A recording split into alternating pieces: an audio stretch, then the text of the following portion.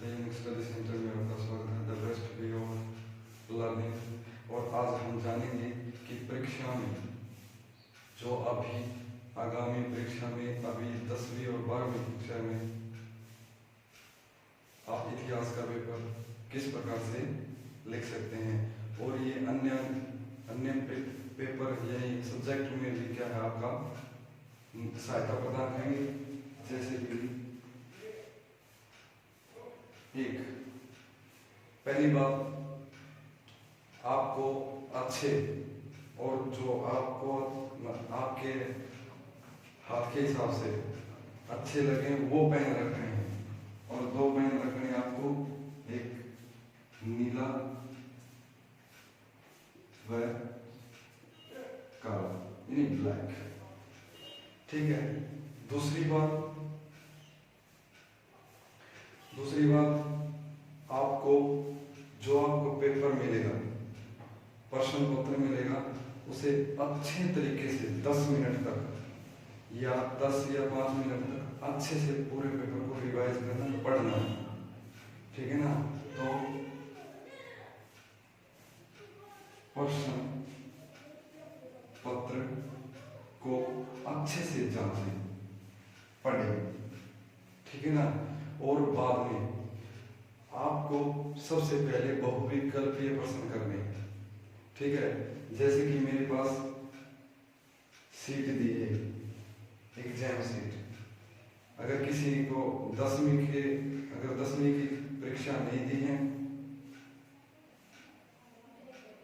तो एक बार अभी हम यहाँ पर एक फोटो रखेंगे जो कि आपको बताएंगे कि कैसी सीट मिलेगी। और जिसने 10वीं की दे चुके हैं उनको तो पता ही होगा कि बोर्ड एग्जाम में आपको कैसी सीट मिलेगी। तो आप ऐसी सीट इस प्रकार से मिलेगी। ठीक है। तो यहाँ से जो है, हम यहाँ से इसकी 2 लाइन छोड़कर यहाँ डालेंगे पर्सन नंबर 1। ठीक है। इसके लिए आपकी लिखाई की स्पीड ज्यादा होनी चाहिए। ठीक है। ये नहीं कि आप इस चीज को लिखने में 10, 15, 20 सेकंड का समय गवा दें। ठीक है। आपको ध्यान देना होगा। फिर यहाँ जो पर्सन दिया है उसकी सम लाइन्स, जैसे कि मैं लिखूं, मेरे को पर्सन दिया हो कि स्वतंत्र भारत के बाद भारत की स्थिति का वर्णन कीजिए, तो मैं लिखूंगा स्वतंत्र भारत के बाद इतना। ठीक है। अगर एमसीक्यू है तो भी इतना, यानी बहुविकल्पीय है तो भी इतना, अतिलघुत्तरीय है तो भी इतना। आपको ऐसे लिखना है। और फिर यहां से एक लाइन छोड़ के यहां डायरेक्ट लिखो तो उत्तर।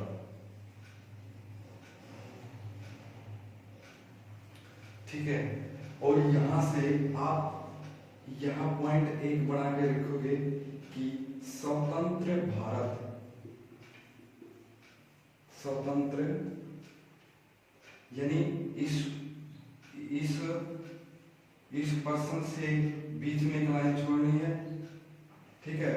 और फिर इसके इधर एक लाइन छोड़नी है, फिर उत्तर लिख के फिर एक और लाइन यहाँ पर हम छोड़ देंगे। और यहाँ पर क्या लिखना है, हमें यहाँ से शुरुआत करनी है।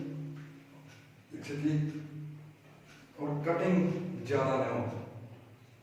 अगर बाय चांस ऐसा हो कि भाई हमसे कटिंग हो गई, कुछ शब्द गलत लिखे गए हैं, तो आप उसके लिए ऐसे, ये मान ले कि मेरे को ये जल्दबाजी में ये ऐसा हो गया।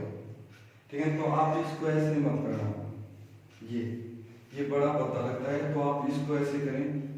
अगर ये लिखा गया और ये गलत है तो मैं इसको क्या करूँगा, 2 लाइन बस। ठीक है ना। तो ये थोड़ा अच्छा लग रहा है।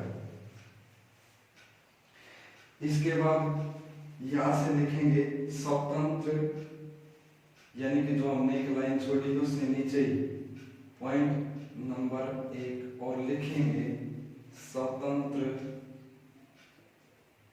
भारत के बाद की स्थिति निम्न प्रकार से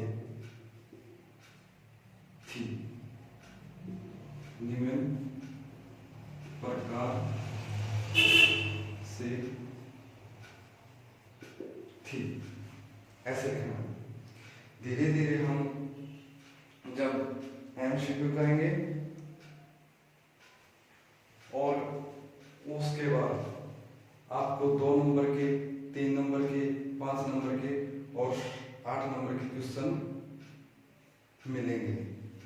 तो यहाँ पर आप जो 5 वाले हैं, 5 नंबर के हैं और 8 नंबर के हैं, ठीक है, इन प्रश्नों में आप इसको हेडिंग दो। हेडिंग हेडिंग दो।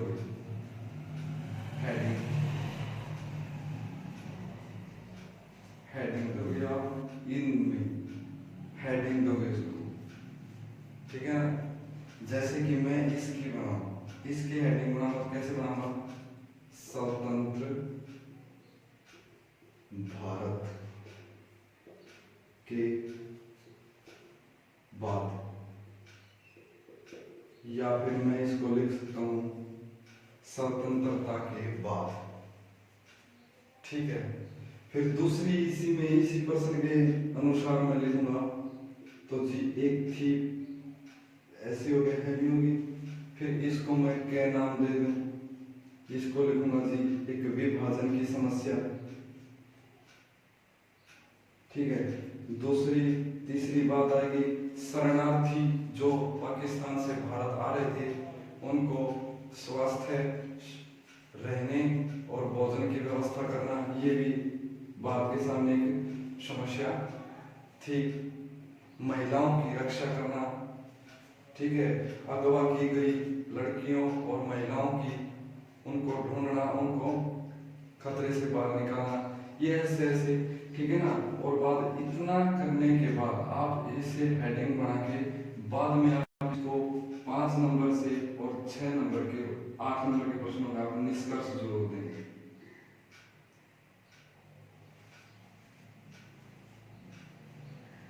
ठीक है। तो निष्कर्ष कैसे लिखेंगे?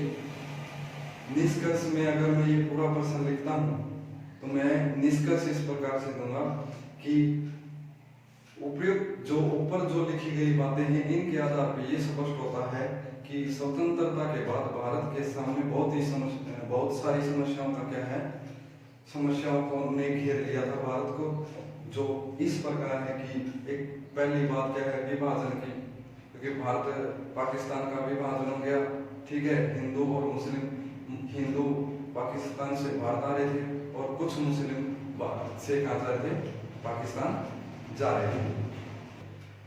जो यहाँ पर जो गौरतलब बातें हैं, जो ध्यान देने योग्य बातें हैं, उसको ही निष्कर्ष में हमें डालना है।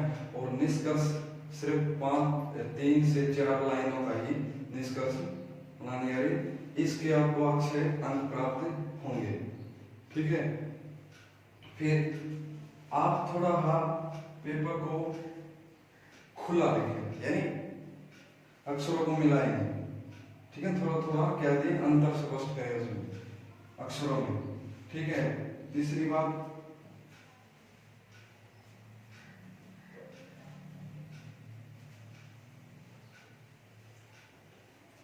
जैसे यही प्रश्न मेरा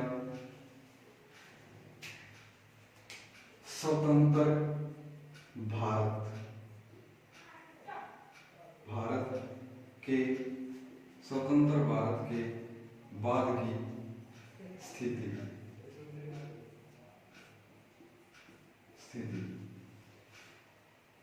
ये प्रश्न अगर मानो कि मेरा ऐसे इस पेज में आ गया पूरे में, इस पेज में आ गया पूरे में, और नेक्स्ट पेज ऐसे आता है, अगर ये प्रश्न इधर समाप्त हो जाता है तो आप अगला प्रश्न यहाँ से शुरू नहीं करके पेज पर के वहीं से यानी अगर ये मेरा तीसरा प्रश्न है तो आप जो 4 प्रश्न करोगे तो वो नेक्स्ट पेज से करोगे, और वही रणनीति रहेगी हमारी कि जी हमें पहले फर्स्ट लाइन छोड़नी है, ठीक है। यानी इस लाइन को आप छोड़ोगे और बीच में क्या लिखोगे, पर्सन, ठीक है। अब कुछ चीजें हैं जैसे कि हेडिंग है, ये मैंने हेडिंग रखी, इस हेडिंग को आप क्या करोगे, ऐसे अंडरलाइन कर दोगे ब्लैक पेन से, और जो भी आप मुख्य हेडिंग लिखोगे उनको ब्लैक पेन से लिखना है। कुछ व्यक्तियों के नाम, अगर कुछ स्थानों के नाम आते हैं उनमें भी आप ब्लैक पेन का यूज करोगे, जिससे आपका पेपर बहुत ही अच्छा दिखाई देगा और ये आपके लिए बहुत ही बेनिफिट देगा, अच्छे नंबर देगा। और एक बात का ध्यान देना है कि बच्चे परीक्षा में कटिंग ज्यादा करते हैं, उस समस्या से आपको छुटकारा पाना है। आप कम से कम कटिंग करें। अगर बाई चांस कोई भी अगर शब्द गलत हो जाता है तो आप ध्यान रखें कि इसको आप ऐसे 2 लाइनों में क्या है कटिंग करोगे और बात से शुरू से करोगे। पहली बात तो यही रहेगी कि हम गलती कुछ भी नहीं करें। तो ये थी एक छोटी सी जानकारी, आपको अच्छी लगी होगी।